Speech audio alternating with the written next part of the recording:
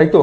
আমরা কিন্তু প্রশ্বাস গ্রহণ করি, অ্যাকচুয়ালি কিন্তু আমরা নিঃশ্বাস গ্রহণ করি না, প্রশ্বাস গ্রহণ করি এবং শ্বাস ছাড়ি, তাই কি না?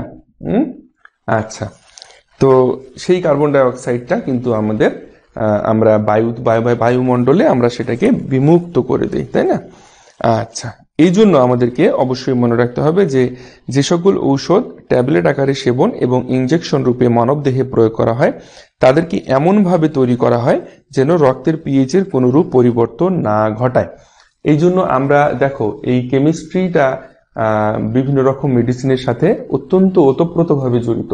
হ্যাঁ, বিভিন্ন রকমের মেডিসিন যেগুলো আমরা খাই এবং বিভিন্ন রকমের মেডিসিন যেগুলো ইনজেকশনের মাধ্যমে আমাদের শরীরে প্রবেশ করানো হয়, সেই মেডিসিনগুলোকে এমনভাবে তৈরি করা হয় যাতে সেই মেডিসিনগুলোর কি হয়, আমাদের রক্তের সাথে মিশে পিএইচ এর কোনো রকমের পরিবর্তন না ঘটায়, তাই না? আচ্ছা, এখন দেখো আরেকটা ইম্পর্টেন্ট আমি তোমাদের ইনফরমেশন দিই, সেটি হচ্ছে যে গবেষণা থেকে আমরা কি জানতে পারছি সেটা হচ্ছে যে রক্তের পিএইচ 7.4 এর চেয়ে যদি 0.5 বেশি বা যদি তার থেকে 0.5 কম হয়ে যায় তাহলে সেটা শরীরের জন্য মারাত্মক হুমকি ডেকে আনে, যেটা আমরা এর আগেও বললাম, এখনো বলছি। আচ্ছা, এখন এই যে রক্তে পিএইচ এর মানটা 7.4 অপেক্ষা কম বা বেশি হলে কি কি ধরনের সমস্যা হতে পারে মানব শরীরের জন্য সেগুলো একটু তোমাদের বলে নেই। তোমাদের বইতে যদি না থাকে একটু কাইন্ডলি তোমরা এগুলোকে নোট ডাউন করে নিও, তোমাদের জন্য খুব গুরুত্বপূর্ণ কাজে লাগবে। সেটা হচ্ছে কি কি, 1 নম্বর টপিকস, মানব শরীরে প্রোটিন কাঠামোর পরিবর্তন ঘটবে। মানব শরীরে প্রোটিন কাঠামোর পরিবর্তন ঘটবে। 2 নম্বর হচ্ছে শরীরের এনজাইম ক্রিয়া ব্যাহত হবে। শরীরের এনজাইম ক্রিয়া ব্যাহত হবে। 3 নম্বর হচ্ছে পিএইচ যদি আমাদের 6.8 এর নিচে চলে যায়, পিএইচটা যদি আমাদের 6.8 এর নিচে চলে যায় তাহলে কি হবে, আমাদের নার্ভ সেলগুলো দুর্বল হয়ে মানুষ অজ্ঞান হয়ে যাবে। নার্ভ সেলগুলো, নার্ভাস সিস্টেমের যে সেলগুলো রয়েছে সেই সেলগুলো দুর্বল হয়ে যাবে এবং মানুষ অজ্ঞান হয়ে যেতে পারে যদি পিএইচ লেস দেন 6.8 অর্থাৎ 6.8 এর নিচে চলে আসে সেক্ষেত্রে। আচ্ছা, এরপরে পিএইচ যদি 7.8 এর বেশি হয়, পিএইচ যদি আমাদের 7.8 এর বেশি হয় তাহলে কি হতে পারে, তাহলে এটা হচ্ছে আমাদের 4 নম্বর পয়েন্ট। 7.8 এর বেশি হলে রক্তের অক্সিজেন পরিবহন বাধাগ্রস্ত হয়ে যেতে পারে। আর যদি রক্তের অক্সিজেন পরিবহন বাধাগ্রস্ত হয় সেক্ষেত্রে কি ধরনের দুর্ঘটনায় ঘটতে পারি আমরা বা দুর্ঘটনায় পড়তে পারি সেটা আর তোমাদেরকে মনে হয় বলার প্রয়োজন নেই। আচ্ছা, তাহলে আমরা বলতে পারছি কি, বা আমরা বলতে পারি যে মানব শরীর যদি সুস্থ এবং সচল বা সবল রাখতে হয় তাহলে পিএইচ এর মানটা 7.4 এ স্থির রাখা আমাদের জন্য অত্যন্ত জরুরি। 7.4 এই আমাদের পিএইচ মানটা 7.4 এর রাখাটা অত্যন্ত জরুরি। এর থেকে 2-1 কম বা 2-1 বেশি হলে খুব বেশি সমস্যার কোনো কারণ নেই বা ভয়ের কোনো কারণ নেই, কিন্তু যদি 0.5 এর কম বা 0.5 এর যদি বেশি হয় সেক্ষেত্রে আমাদের জন্য কিন্তু অত্যন্ত হুমকি স্বরূপ। হ্যাঁ, আচ্ছা, এই ইনফরমেশনগুলো তোমাদের জন্য কিন্তু অনেক অনেক ইম্পর্টেন্ট। হ্যাঁ, এগুলো কিন্তু মনে রেখো। আচ্ছা, এখন আমাদের এখানে একটা চার্ট রয়েছে, সেই চার্টটা তোমাদের সাথে শেয়ার করতে পারলে খুব ভালো হতো। সেই চার্টটা, আচ্ছা দেখি, আমাকে একটু সময় দাও, আমি এই চার্টটা তোমাদের সুবিধার জন্য, তোমাদের বইতে আছে কিনা আমি জানি না, আমি এই চার্টটা, আমাকে একটু সময় দাও, আমি মোবাইল দিয়ে ছবি তুলে তোমাদেরকে শেয়ার করে দিচ্ছি।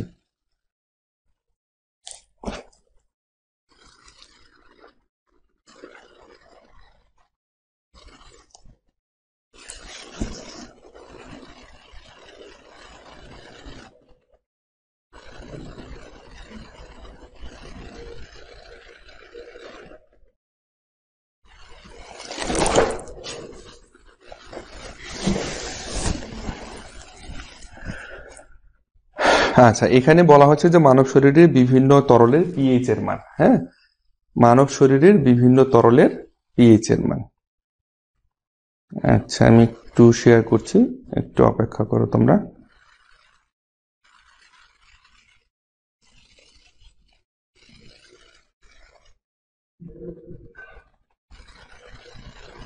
এই চারটার মধ্যে অনেক ইনফরমেশন রয়েছে এবং এই চার্টের যে ইনফরমেশন গুলো রয়েছে এগুলো তোমাদের এমসিকিউ এর জন্য কিন্তু খুব ইম্পর্টেন্ট।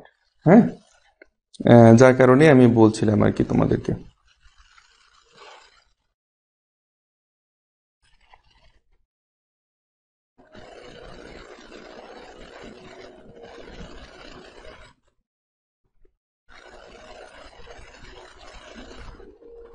বিভিন্ন তরলে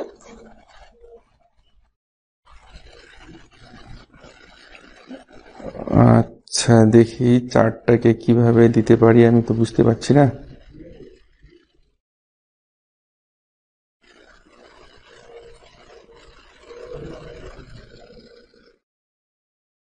চার্টটাকে কিভাবে শেয়ার করবো আমি বুঝতে পারছি না।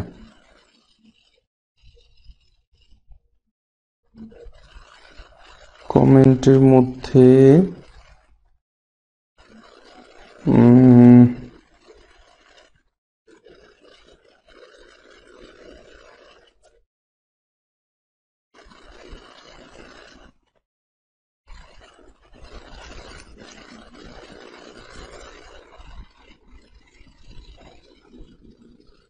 আচ্ছা, আমি এক কাজ করি। হ্যাঁ, আমি চার্টটা এই মুহূর্তে লাইভ চলাকালীন আমি শেয়ার করতে পারছি না। আমি তোমাদেরকে এই চার্টটা লাইভ শেষ হয়ে গেলে আমি কমেন্টে তোমাদেরকে দিয়ে দিব। এই লাইভের নিচে কমেন্টে আমি তোমাদেরকে দিয়ে দিব। এটা খুব বেশ ইনফরমেটিভ আর কি, যার কারণে আমি তোমাদের সাথে শেয়ার করতে চাচ্ছিলাম। তো আমি তোমাদেরকে লাইভ শেষ হয়ে গেলে এই লাইভের নিচে কমেন্টে আমি তোমাদেরকে দিয়ে দিব। আচ্ছা, অসুবিধা নেই, টেনশন করার কোনো কারণ নেই। তো জানলাম আজকে আমরা মোটামুটি মানুষের রক্তের যে পিএইচ রয়েছে এবং পিএইচ এর মান বিভিন্ন ক্ষেত্রে পরিবর্তন হলে কি কি ধরনের আমরা অসুবিধার সম্মুখীন হতে পারি। এবং এখন আমরা জানবো যে কৃষি, রসায়ন শিল্প, টয়লেট্রিজ, ঔষধ, হ্যাঁ, এই জায়গাগুলোতে আমাদের পিএইচ এর গুরুত্বটা কতটুকু, এই জায়গাগুলোতে আমাদের পিএইচ এর গুরুত্বটা কতটুকু, ঠিক আছে। আচ্ছা, প্রথমে আসি আমরা কৃষিক্ষেত্রে। তো কৃষিক্ষেত্রে সাধারণত ফসল উৎপাদনের জন্য মান নিয়ন্ত্রিত হয় মাটির উর্বরতার উপর, এবং এই উর্বরতার জন্য সবচেয়ে গুরুত্বপূর্ণ ফ্যাক্টর হচ্ছে মাটির পিএইচ মান জানা। উর্বর মাটির জন্য প্রয়োজনীয় পিএইচ এর মান হচ্ছে আমাদের 7.0 থেকে 8.0। এই ইনফরমেশন গুলো আমি তোমাদের একটু লিখে দিই।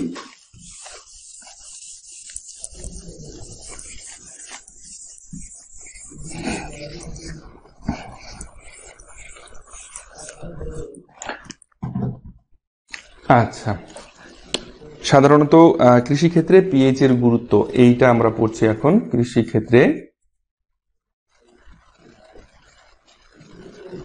পিএইচ এর গুরুত্ব সাধারণত উর্বর মাটির জন্য আমাদের প্রয়োজনীয় উপযোগী পিএইচ এর মান হচ্ছে আমাদের 7.0 থেকে 8.0 এর মধ্যে আমাদেরকে হতে হবে। ওকে, 7.0 থেকে 8.0 এর মধ্যে আমাদেরকে হতে হবে আমাদের উর্বর। যদি 7.0 এর কম হয় এবং 8.0 এর বেশি হয় তাহলে সেই মাটিটা আমাদের কৃষির জন্য উপযোগী নয়। এইটা তোমাদের মনে রাখতে হবে। এবং সাধারণত মাটি প্রশম বা সামান্য ক্ষারধর্মী হওয়াটা বাঞ্ছনীয়। প্রশম মানে কি? 7.0 অথবা সামান্য ক্ষারধর্মী, অর্থাৎ 7 পয়েন্টের উপরে গেলে সেটা আমাদের ক্ষারধর্মী হচ্ছে সামান্য, তো সেটা হওয়াটা বাঞ্ছনীয় বলা হচ্ছে। এখন মাটির পিএইচ এর মান যদি 3 এর চেয়ে কম অর্থাৎ তীব্র অ্যাসিডীয় হয় বা 10 এর চেয়ে যদি বেশি হয় তাহলে তীব্র ক্ষারীয় হলে মাটিতে উপস্থিত উপকারী ব্যাকটেরিয়াগুলো মরে যায়।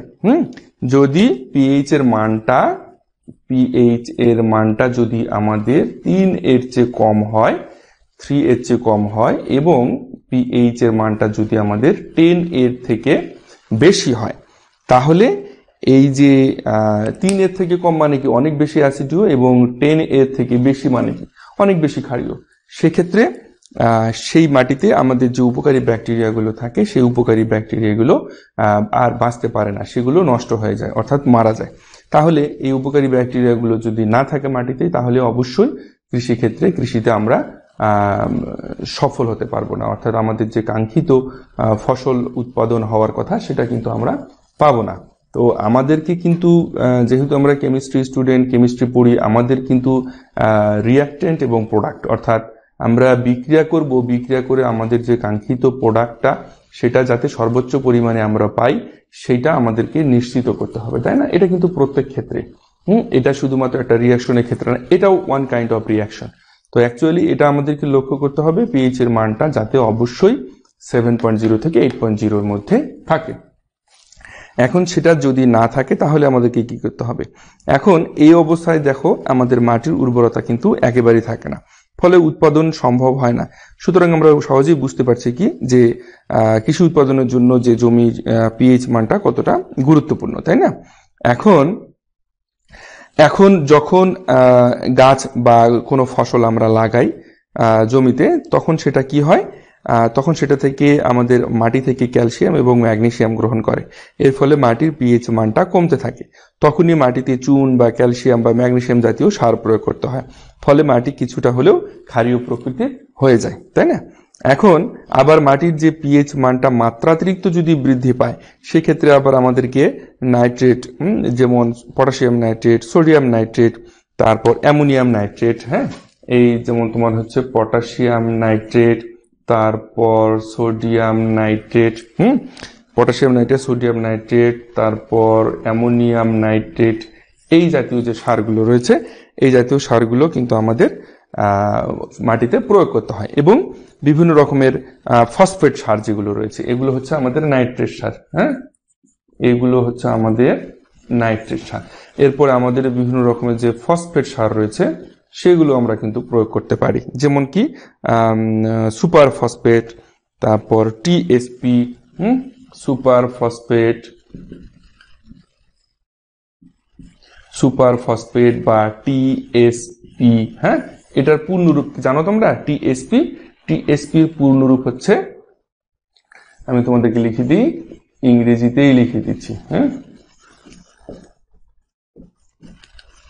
ট্রিপল সুপার ফসফেট, টিএসপি, হ্যাঁ, ট্রিপল সুপার ফসফেট, এটা হচ্ছে আমাদের টিএসপি, আর একটা হচ্ছে আমাদের সুপার ফসফেট। তো এই জাতীয় সারগুলো হচ্ছে ফসফেট সার, এবং এই জাতীয় সারগুলো হচ্ছে আমাদের নাইট্রেট সার, potassium nitrate, sodium nitrate, ammonium nitrate. তো এই জাতীয় সারগুলো প্রয়োগ করে আমাদের মাটির যে পিএইচটা রয়েছে, এই পিএইচটাকে নিয়ন্ত্রণ করতে হয়, ঠিক আছে? তাহলে কৃষিক্ষেত্রে পিএইচ এর গুরুত্বটা অনেক, আমরা সেটা জানতে পারলাম, তাই তো? আচ্ছা, এরপরে আসি আমরা আমাদের যে রসায়ন শিল্প রয়েছে, এই রসায়ন শিল্পে পিএইচ এর গুরুত্ব।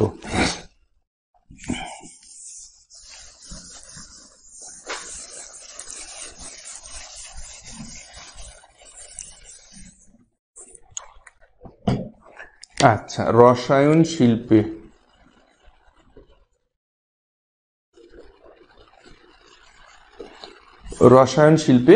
পিএইচ এর গুরুত্ব।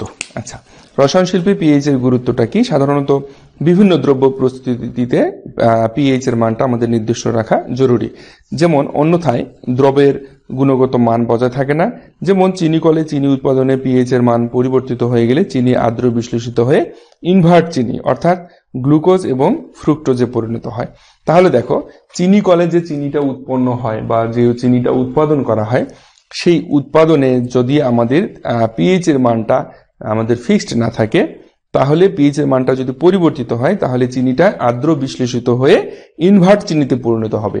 অর্থাৎ ইনভার্ট চিনি মানে কি? গ্লুকোজ এবং ফ্রুক্টোজ, এগুলোকে বলা হয় ইনভার্ট চিনি। ইনভার্ট চিনি কোনগুলো? গ্লুকোজ এবং ফ্রুক্টোজ, হ্যাঁ। তাহলে আর যেটা আমরা যে চিনিটা খাই, যে চিনি যেটা আমরা খাই, সেই চিনিটার নাম কিন্তু হচ্ছে আমাদের সুক্রোজ, তাই না? যেটাকে মূলত বলা হয় আসলে অ্যাকচুয়ালি ইক্ষু চিনি, ওকে, এইটা মূলত বলা হয় ইক্ষু চিনি। আচ্ছা, আর সেটা আমাদের কেমিক্যাল নাম হচ্ছে সুক্রোজ। আর এটা হচ্ছে আমাদের ইনভার্ট চিনি, যেটাকে বলা হচ্ছে গ্লুকোজ এবং ফ্রুক্টোজ। গ্লুকোজ এবং ফ্রুক্টোজের সংকেত কিন্তু একই, সেটা হচ্ছে C6H12O6, ওকে। এটাই গ্লুকোজের সংকেত, এটাই ফ্রুক্টোজের সংকেত। আর এটা সুক্রোজের সংকেত হচ্ছে আমাদের C12 H22O11। হ্যাঁ, এটা হচ্ছে আমাদের সুক্রোজ বা ইক্ষুচিনির সংকেত। ঠিক আছে, আচ্ছা এখন তাহলে একটা দেখলাম আমরা রসায়ন শিল্পে অনেকগুলো গুরুত্ব রয়েছে আমাদের, তার মধ্যে তোমাদের কাছে যেগুলো আমার মনে হচ্ছে যে ইম্পর্টেন্ট এবং এগুলো বলা উচিত সেগুলো আমি বলছি।